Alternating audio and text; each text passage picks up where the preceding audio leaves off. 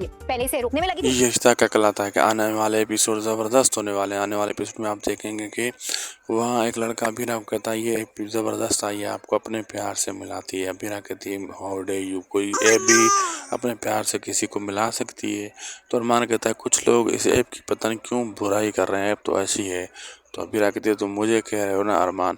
फिर काफ़ी लड़के लड़कियां कहती हैं हम ये ऐप ज्वाइन करना चाहते हैं। अरमान कहता है मैंने तो अभी ज्वाइन किए, दो मैचेस मुझे रिक्वेस्ट आ चुकी हैं। तो यहाँ पे फ़ोन एक्सचेंज हो जाते हैं। अबीरा का फ़ोन अरमान के हाथ लग जाता है। अरमान उसके फ़ोन चेक करता है तो अबीरा गुस्सा करती है। कहती है अरमान तुम मुझ पर भरोसा नहीं करते और मेरा फ़ोन तुमने चेक किया है।